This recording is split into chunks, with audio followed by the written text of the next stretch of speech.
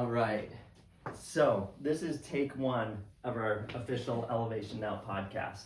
This is something that I kind of dreamed up and I brought up to the team because I feel like a couple different reasons. Number one, I would finish my day at work and oftentimes you, Kait, would come up to the front desk and I'd ask you about a client or we'd get to talking about something health related and you would just start espousing like this amazing information, and I would find myself listening to you 3 or 4 minutes in to you nonstop sharing this wisdom, and I'd be like, I wish I had a video camera and I wish we could share everything that you're saying to me to all of our clients because they need to hear this. So that's one reason. Another reason why we decided to do this is because we both have somewhat limited interaction with our clients, where they might ask us a question, but we're having to help them with other things, or like in your case, in the functional training facility, you have multiple people and you're having to manage multiple people. And you might not be able to, they might ask you a question, you might research that information, and you might not be able to answer them in the way that's best suited in that environment. And so, same with me, doing adjustments, back to back, the way my schedule flows, is I don't have the opportunity to elaborate a lot on certain topics where people have questions. And there's 2 more reasons. One of those being, one of my favorite quotes is, inspiration without expression leads to depression. Like, it sucks to have exciting information that you possess, that that you don't have the opportunity to express. And this just serves as a platform to do that, for our clients out there and for anybody that's interested in this health information. Mm-hmm. And the last reason is a story that I want to share. And this story, I feel like it's at the heart of most people's health journey in that it can be overwhelming. And the topic of today is actually navigating the overwhelming world of wellness. And so what does that mean?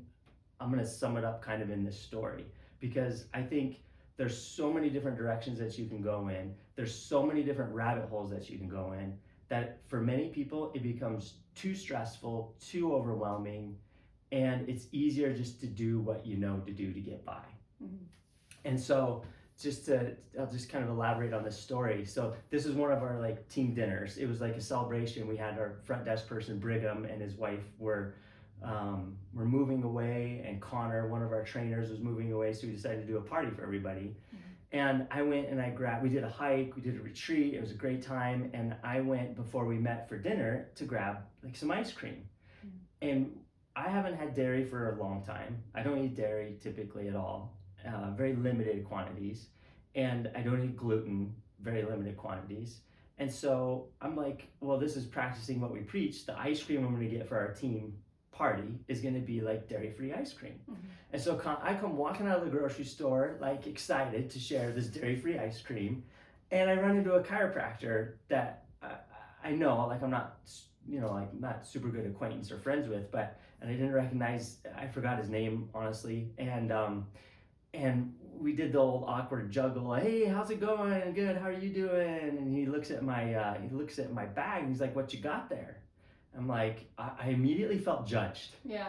I was like, well, I got ice cream, but it's dairy free. So I'm justifying, it's not the bad stuff, dude, don't worry. And so I look at my dairy free ice cream, I look at him and he's like, and I said, it's the almond milk ice cream. It's dairy free almond milk. He's like, ooh, with almonds, you gotta watch the oxalates. And I immediately just I was pissed off. I was like, whatever, dude.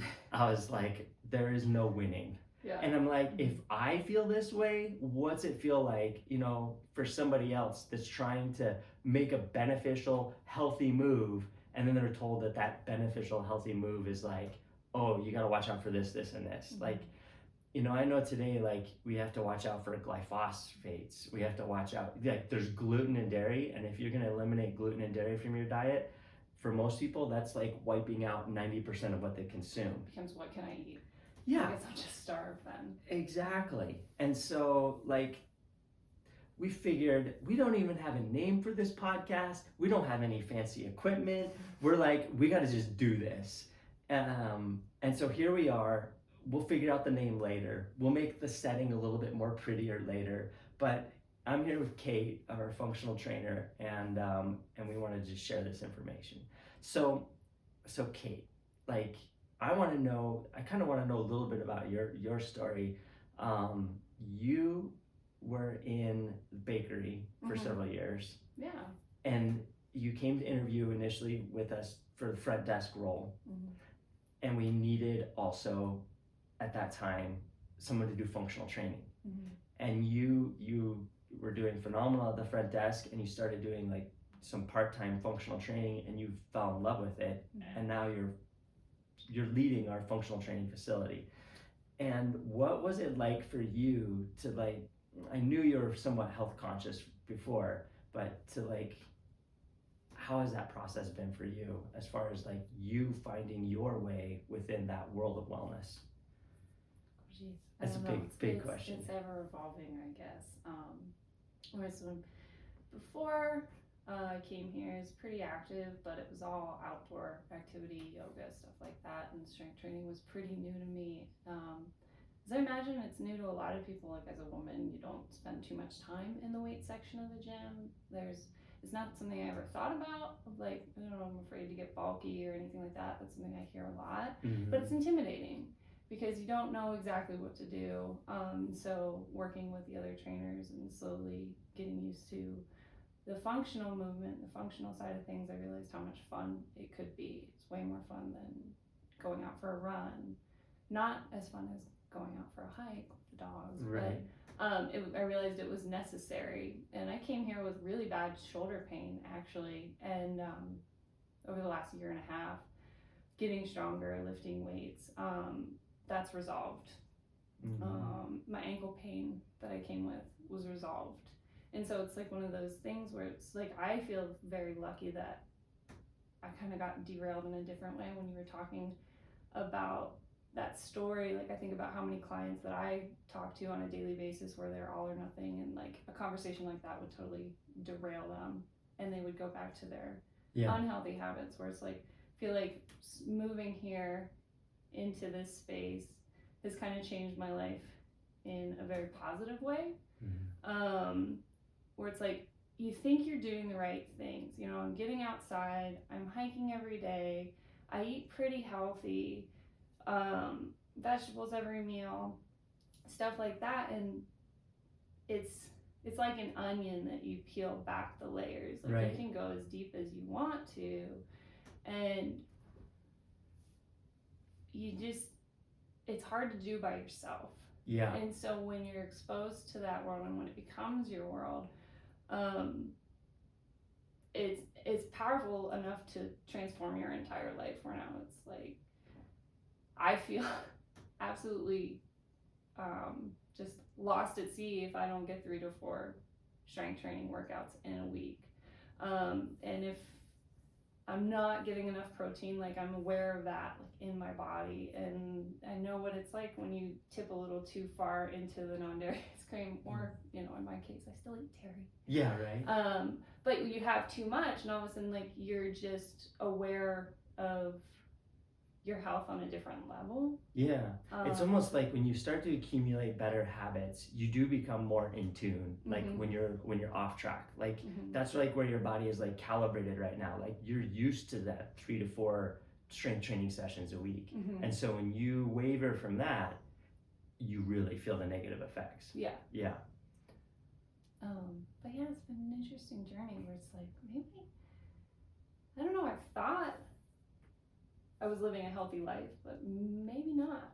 Maybe eating bread every day is not necessarily the best thing, even if it is sourdough and it's a little bit better. And as Kathy always says, good, better, best. But still, it's just this constant fine tuning and recalibrating and stuff like that. It's just been an interesting journey. Yeah. Well, and I think, like, I look at our team and I feel so blessed by the people that we have on board with us, because everyone really truly does live a lifestyle. And I think the biggest part of that is it's cultivating the right environment. And so I think one of the biggest steps in navigating that overwhelming world of wellness is cultivating your environment. Like, and that starts with like number one, having the awareness of what is your environment like. Like, look at the people you hang around with most and what is their state of health like. Where do you go? Like, where do you spend most of your time? And what does the state of the health look like in those places? And if it's not where you want to be, because I think before even cultivating that environment, obviously you have to have the will to change. I don't think anybody listening to this doesn't have the will to like improve their health. So it's like, if you have the will to change, then cultivating the environment starts so simply with just having awareness.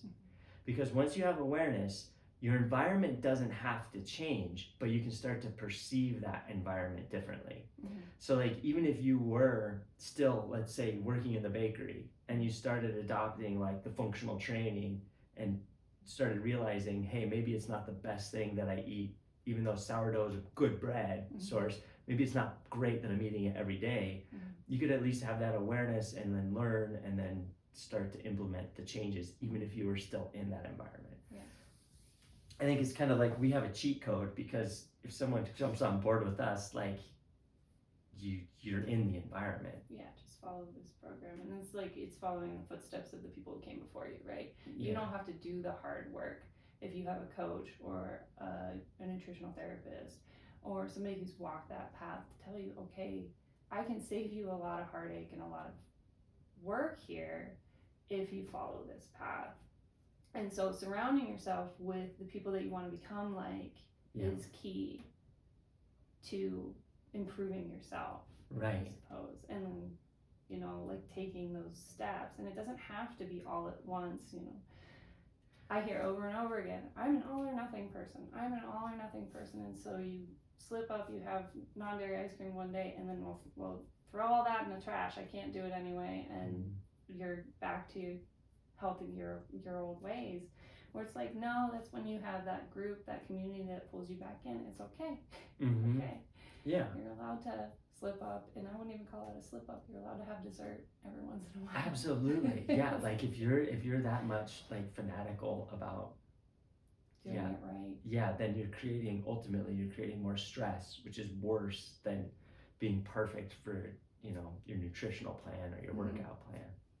Yeah, there's definitely a balance there, isn't there? So I know one of the ways that we do our best to simplify this world of wellness is we look at like, what are the 3 forms of stress that we have in life? And it's that simplifies it in a way, like there's physical stress, there's emotional stress, mental emotional stress, and then environmental stress, like what we eat, what we drink. You know, when we have the smoke from the forest fires coming in from Canada, it's like the air that we breathe. Like, so many of those we have control over. So rather than like diving in all kinds of different rabbit holes of like, all right, physically I want to improve. So let me back up a little bit. So when we have those 3 stressors, like that becomes the answer to like how to improve health. You look at, how can I move better? How can I think better? And how can I eat better? So how we move, how we eat, or how we think, how we eat, what we consume, what we take in, then that kind of simplifies things. It's very complex if we look at maybe like a symptom that we have, and we look at that symptom, whether it's a stomach pain, shoulder pain, headaches, whatever it is, there are 1,000 solutions for those pains. But really the truth is to get better, it's following those 3 paths, just incrementally moving better, incrementally thinking better, being more aware of our thoughts, being mindful, incrementally eating better, drinking more water, better hydration. So like, I would say that's our best effort to simplify that process. Do you agree? Yes. Yeah. And so I think when we're able to do that, when we're able to like tackle this huge world of wellness, because let's face it, even just a few years ago, there were like wellness facilities that are offering all kinds of injections, wellness facilities that are offering, you know, marijuana, THC, you know, CBD, THC. There's wellness facilities offering shortcuts, quick fixes for fat loss, you know, weight loss. And so our goal is to help people make it sustainable, right? Yeah. And you know, it's when you do your best to simplify it. I think of, you know, you shared with me recently of a gentleman that you read that said, like, what's the one thing that you can do? Yeah, Michael Mosley had a podcast, and he wrote a book, I think it's called Just One Thing. And if there's just one thing that you could do to improve your health today, what would it be? Whether that's, you know, getting an extra 500 steps in, or maybe eat some flax seeds today, where it's like you don't have to transform into this perfect image of health overnight, where you are allowed to take these bite-sized pieces and you're doing one more thing to make yourself a better person today, and then tomorrow you're going to do one more thing to make yourself a better person, closer to the person that you want to, that you have this vision, this goal to be. Yeah, I think it's also important, obviously, like you just said, to what is that goal? Like we talk about, like, what's your why? And if somebody doesn't have like a deep-rooted why, then we oftentimes don't see them necessarily stick with even the small changes. Yeah, Viktor Frankl wrote that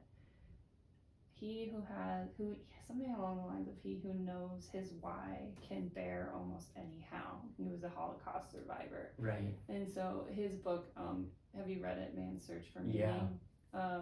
Where he found that it wasn't, you know, the people who came into the camps that were the strongest or the smartest. It was the people who had hope. Yeah. It was the people who could envision that there was a day after the concentration camp that survived that. And they all suffered the same conditions. They all lacked food. They all had to work hard. It was the people that had the hope that there would be a day beyond that misery and that suffering that survived. That's probably like the biggest secret ingredient that we don't label, that we don't name. Is knowing your why. Is knowing your why, or like you said, just like, yeah, that same thing that Viktor Frankl acknowledged, like there's something within that individual that was, in despite the harshest circumstances, willing to have hope and able to endure that. Yeah, there's all those stories are like so inspiring, because you know, we think we have problems, and then you read a story like that and you're like, okay, I got nothing. I have absolutely nothing. I think I can get through this next 30 minutes of deadlifts. Right, like I'm giving up, this sucks. But yeah, that is just flat out amazing when you hear those stories. And even if we have a shred of that within ourselves, like that's the secret ingredient. Because those are the people that they'll find a way.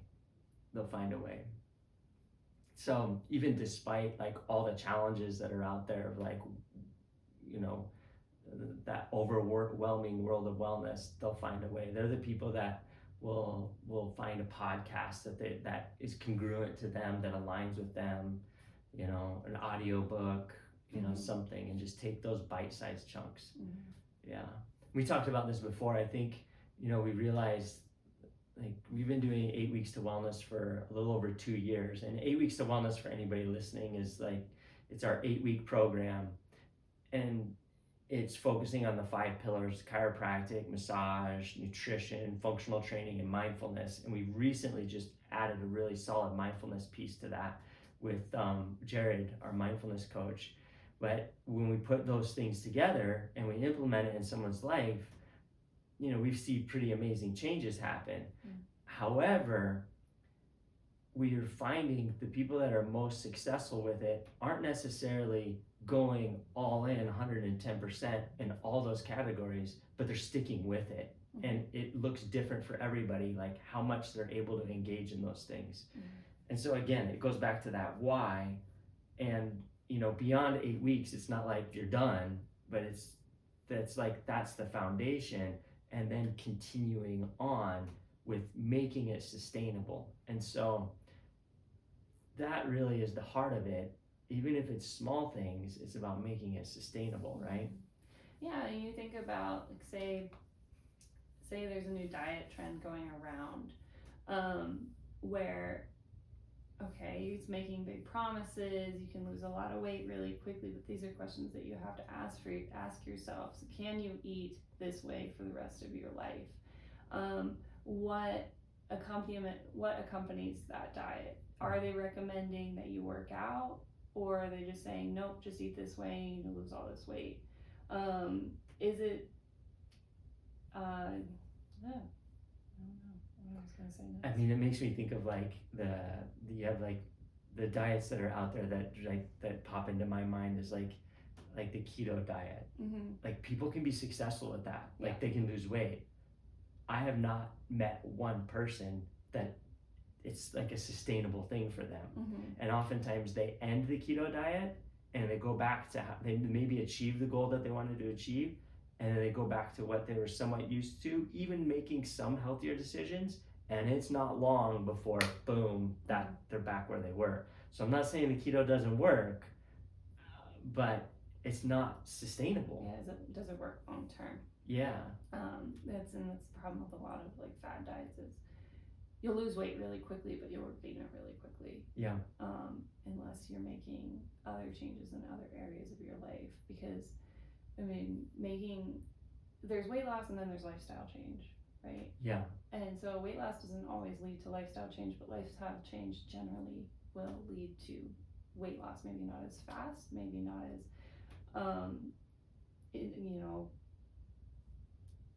you have people it's like, well, I've been doing this for 2 weeks. Why have I not lost more than a pound or two? Yeah. Well, that's sustainable, healthy weight loss is a pound or two a week. Instant gratification, I guess. Right. It's not instant gratification, but it's cementing habits that you are able to maintain over a long period of time, and that carries you through a year or 2 years of steady success. Mm-hmm. As opposed to this yo-yo cycle of up and down and up and down. Right. And that's exactly right. Like, it's so hard to kind of assess where you're at in your life and realize, like, okay, I'm way off track. Like, most of our clients, I would say, are making the decision to improve their health because they're the sandwich generation where they have their kids that are now having kids, so they're grandparents. Mm-hmm. And they're sandwiched between the stress of seeing their kids stressed, mm-hmm. and going through life, navigating life, and then they also many of them have parents that are, sick, or they're having to care for their parents in some way, and they realize, I have a lot of years left. I can make things look different if I make the right choices. And it's definitely difficult to educate those individuals, like, all right, this isn't going to be a quick fix. Mm-hmm. It's going to be a process. But if you engage the process and take those small bites of progress, of things that are going to be beneficial and sustainable, then you will see those changes happen. It's kind of boring, honestly. Yeah. I mean, and I say that all the time, there's no magic pill. The truth isn't sexy. It's changing your diet. It's getting in the gym, lifting heavy weights, increasing your step count. There's no secret. Yeah. It's not a secret. It's just what people don't want to hear. Right. Right. It's cutting down on all the fun stuff, because I mean, it would be fun to be able to drink margaritas every night and still look like an Abercrombie and Fitch model. Right. It's just not real. And when you think about too, with like the weight loss drugs that are coming out, a lot of people that are in that public eye are on some kind of pharmaceutical, maybe it's off label, but something that'll increase their metabolism or take away their appetite, and it's just not the reality for most people. Yeah. And it's not good for you either. It's actually really dangerous. Yeah, the long-term effects are going to be crazy to witness. Yeah, yeah, they and that is, I would say, like, again, if you're someone that's listening to, if someone's listening to what we're saying here, more of those individuals I think would be in agreement with us on that, because it's like, it's not something that's sustainable long term. And many people are getting the result they want, like quick fix drug, heck yeah, I'll get the result I want, but then what's life look like after that? Like, and it's not going to be pretty for a lot of those individuals, unfortunately. Yeah, and I'm not saying in every single case, but I think, I don't know the numbers, but I've heard that 30 or 40% of the population will be prescribed some of those weight loss drugs in the near future, and that's huge. And it's unfortunate because it's not a long-term fix. Yeah. It's something that I've heard that people will have to take continuously for the rest of their life. Really? That's what I've heard. Wow, yeah. I'm not 100% on that. Yeah. And it is effective for some people, and some people don't experience the symptoms, like the nausea and like just the inability to eat anything. And for some people, like especially with the semaglutide, that's what it's called, the Wegovy, it just calms down that voice in your head. That's like, what am I going to eat next? When, I just woke up, what's for breakfast? Okay, what's for lunch? And like, I know what that's like. I have that voice inside my head that just says, eat chocolate after every meal. No meal is complete without dessert. Give me some chocolate. Just give me some chocolate, give me some ice cream, something like that. And it's like, I'm not immune.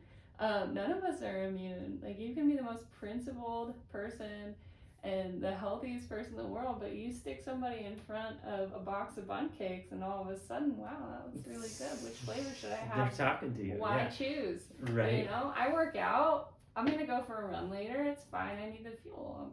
And, it's nobody's immune. It's just like you have to reframe those choices in your head. And there's a lot of tips and tricks. People say, well, okay, those aren't my bundt cakes. Those are Dr. Nick's bundt cakes. And it's like all of a sudden they're off limits, or, just throwing them in the trash. Right. I remember when I was on this journey years ago, like I would look at a brownie and I would be like, okay, here's what I'm going to do. And this is horrible, but it's worked. I would take a bite of the brownie and I would chew the brownie. So I would enjoy the brownie. But then I would spit out the brownie.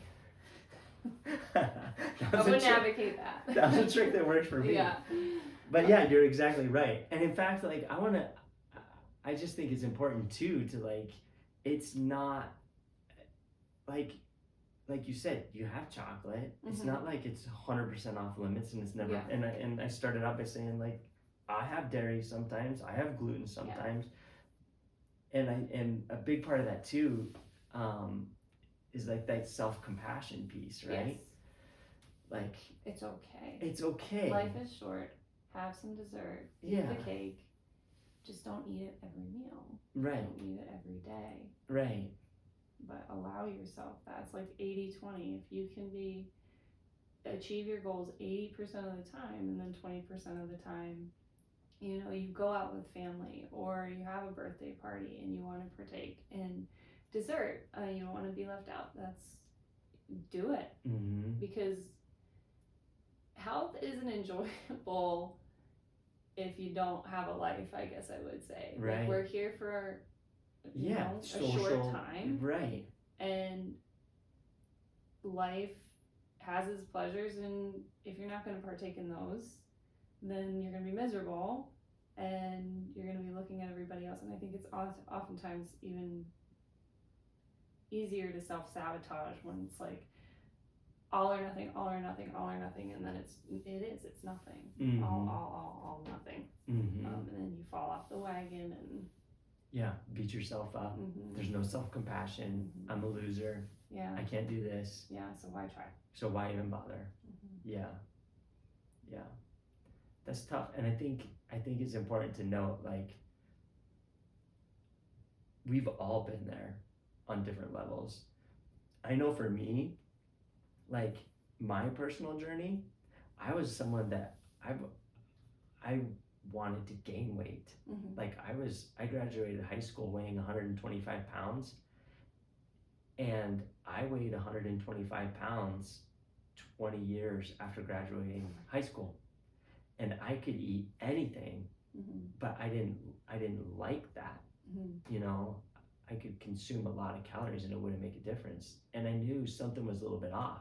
And it wasn't until the craziest thing, and this is where I know like the truth in the long-term sustainable like nutrition that we promote is for the most part, if somebody that needs to lose weight and maintain muscle or build muscle, and there's somebody that like me needed to gain weight, where I needed to gain muscle and I needed to gain fat, like the subcutaneous healthy fat, I was consuming the same thing as that person needed to lose.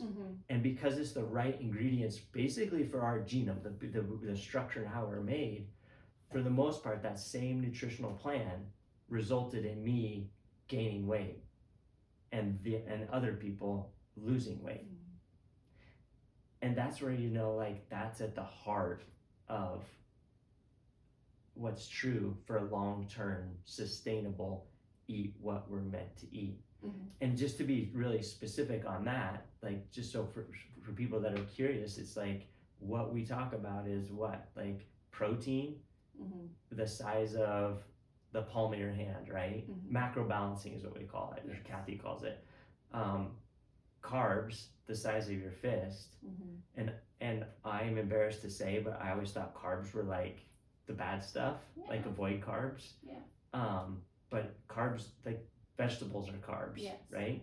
So carbs the size of your fist, and then fats, is it right? The size of your thumb? The size of your thumb. So healthy, what are examples of healthy fats? Avocados, nuts have a lot of, nuts and seeds have a lot of healthy fats in them. Olive oil, if you're gonna cook, would be the best oil to use, unless you're trying to go a little higher, fry things. Avocado oil would be pretty good. It has a higher smoke point than olive oil. Coconut milk, coconut oil. And then obviously the other big part of that too is like, so that's like what we're eating. So protein, carbs, fats. Protein the size of the palm of your hand, carbs the size of your fist, fats the size of your thumb. And then what are you drinking? And this is it's amazing to me, like this is a challenging one for a lot of people, is like how much water do we consume? And I know ideally it's half our body weight in ounces. And so that, I remember there was a book called Your Body's Many Cries for Water, and I don't remember the full story of this, like you can look this up, but it was a doctor, I think in Africa, where they ran out of the medications for the villagers, and this doctor's only tool was water, and realized very quickly like most of these individuals were dehydrated.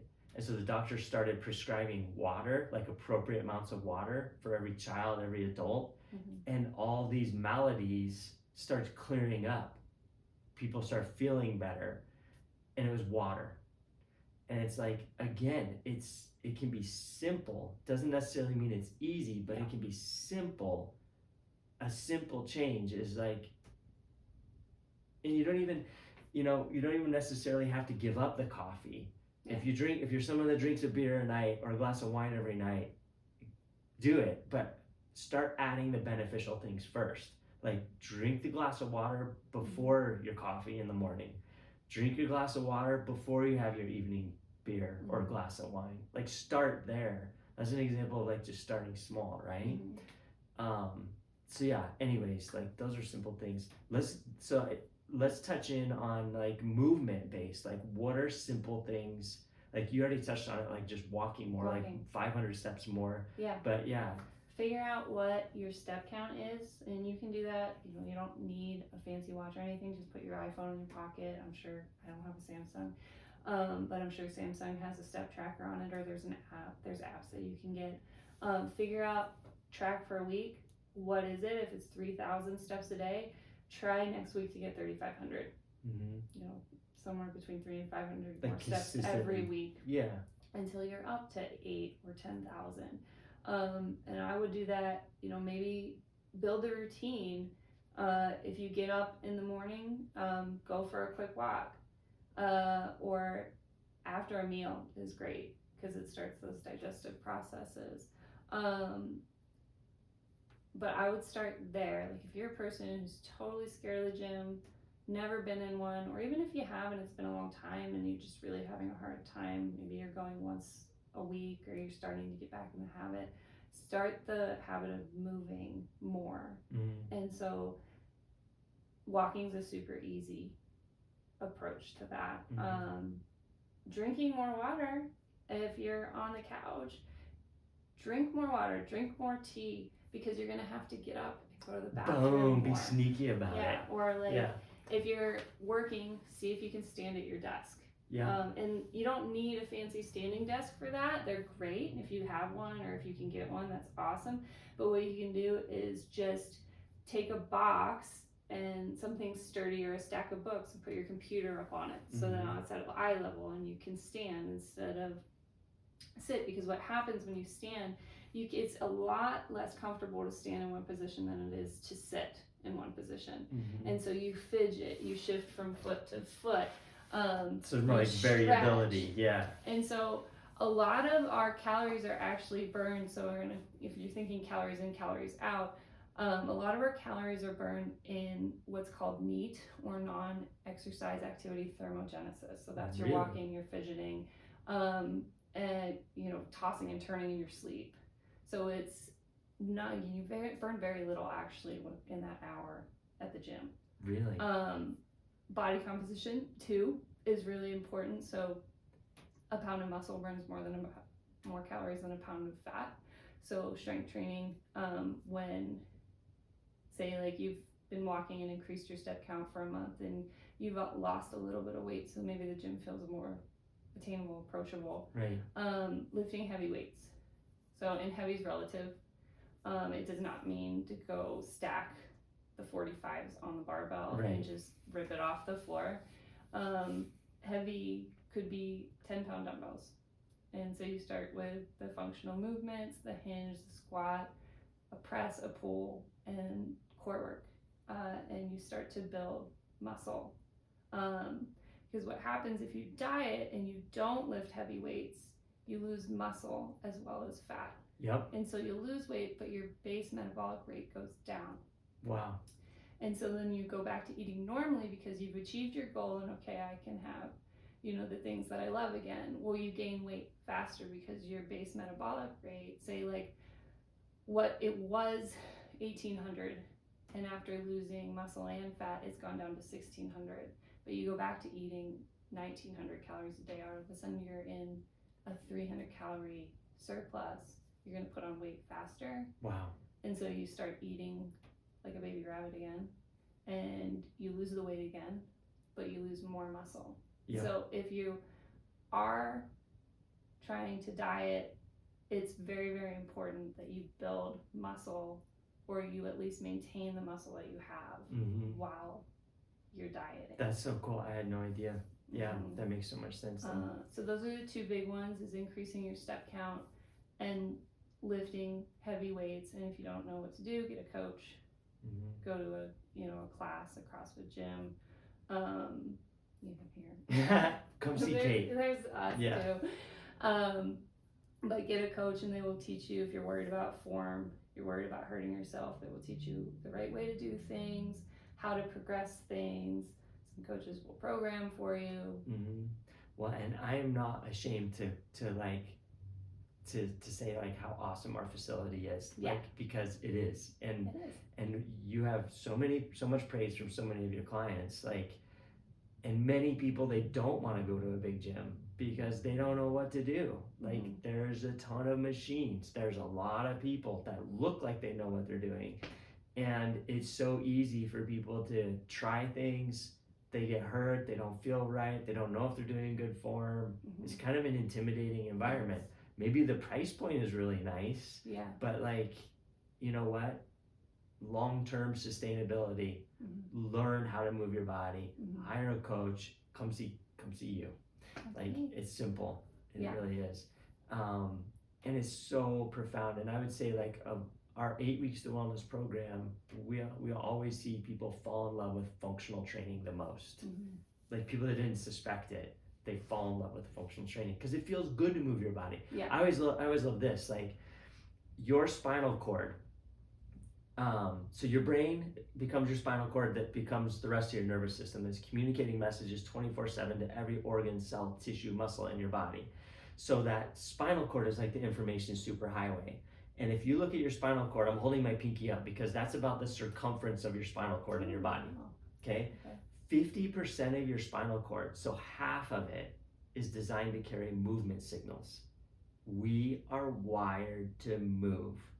When we become stagnant and we sit all the time, our energy drops, and that is directly linked to centers in our brain that deal with our body's immune system, our digestive system, our balance and coordination, our learning, our attention, and our memory. So when we stop moving, all of that slowly degrades over time.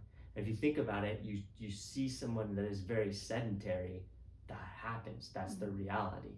And it's so tough because then it's like this vicious circle to start moving for those individuals because it's painful, it doesn't feel good.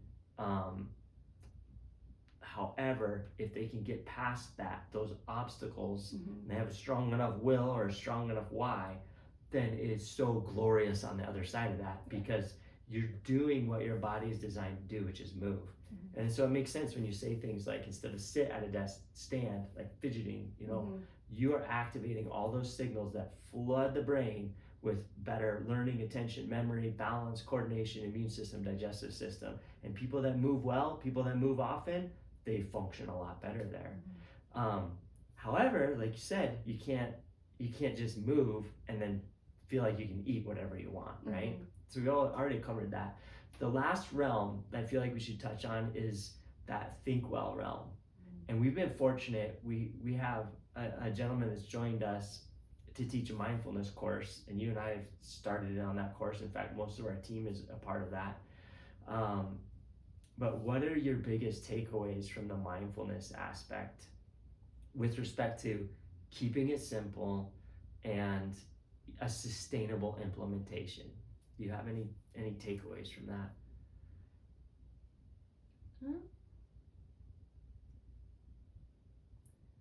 That it doesn't have to be sitting in a lotus pose chanting or meditating for hours and hours every day.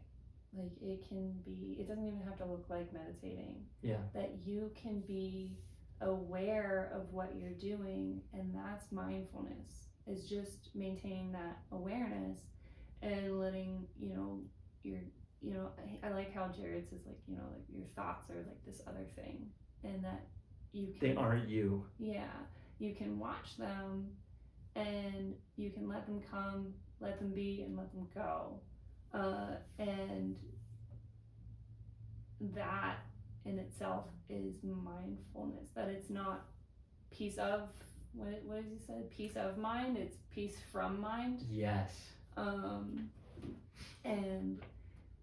that it's being able to kind of ride those waves and those vagaries of your emotions and your thoughts and your self-criticism and the negative self-talk, and be compassionate and be aware that that is not reality. I guess I would say that's not reality. That's your thoughts. That's I'm still learning. I know, there's so much to it, and like it's mind-blowing, right? Yeah. I remember some of the things that stick out to me is that Jared has shared with us with the mindfulness is like your mind, for most of us, it can be our best friend. It can also be our worst enemy. Yeah. Like, it can build us up. When things are good, it's easy to like ride the waves of like those good thoughts. And then when things aren't going well, it's really easy to hook on those thoughts that become these huge stories that end up really in reality becoming misperceptions.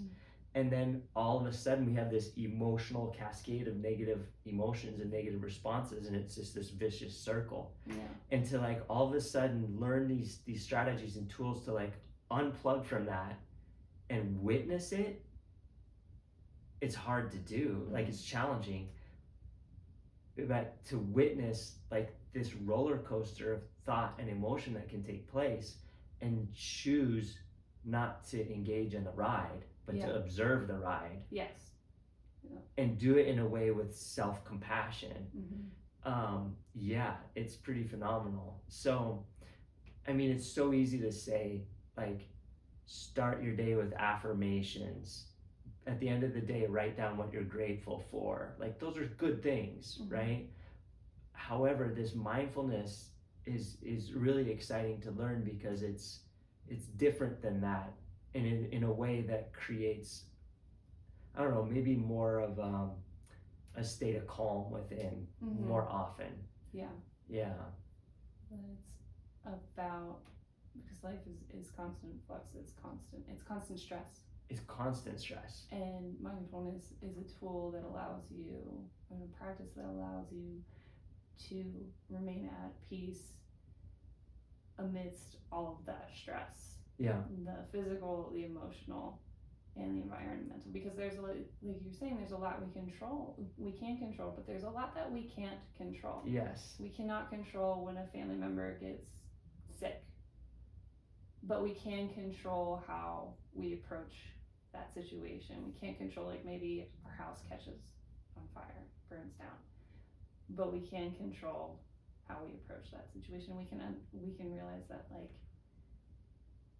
okay, maybe this isn't the best possible thing that could happen, but maybe it is. Like, I like that story that he tells where the farmer and his horses break out and they run away, and the villagers come and say, oh, how sad for you. This is a calamity. And he says, maybe. And then the next day the horses come back and they bring more horses with them and a wild stallion, a beautiful steed. And the villagers say, how wonderful for you. And the farmer says, maybe. And then the next day his son is trying to break the stallion and gets thrown from the horse and gets terribly injured. And the villagers come and say, oh, how terrible, your only son. And he says, maybe. And then the next day the army comes to conscript his son. And when they see he's injured, they give him a pass and they move on. And villagers come and say, oh, how wonderful. How fortunate. How fortunate. That your son was injured. Yeah. Yeah, because now he's not going off to war. And the farmer says, maybe. Right? And the story continues. So, I mean, it's like we don't ever have a clear view of what's coming down the line. And it's like, how many times can you look back on your life and like think of the worst possible thing? Like, an easy thing to do is look back on like your first love and breaking up with that first love, and it was the worst possible thing that could have ever happened to you, and your world was just over, and you cried for months, and then you, like, I mean, where you're sitting right now looking back, like, aren't you so glad? Thank goodness. Thank goodness. They were crazy. Yeah. They were nuts. Right. And so, like, I understanding that we don't have a full picture of anything but this present moment, and tapping into that present moment as opposed to thinking about the future or thinking about the past, because the past and the future are just that, they're thoughts. Yes. Even the present moment is quickly turning into a thought. Yeah. Even as you gain awareness of it. And so all we have is now, all we have is this moment, all we have is this. Sam Harris says that. And a really easy way to be able to set your problems down is to just tune in to how you're feeling, sensations, whether it's the floor hitting your feet or rising up to meet your feet, or how your breath feels coming in and out of your body. The breath is a really good tool. I see he's been teaching us that it brings you back in, it brings you close, and it takes you out of the mess that's out there, and allows you to just sit, as he does with his clipboard, with his problem. It's right here. Rather than right here. But it's not here, and it's not here.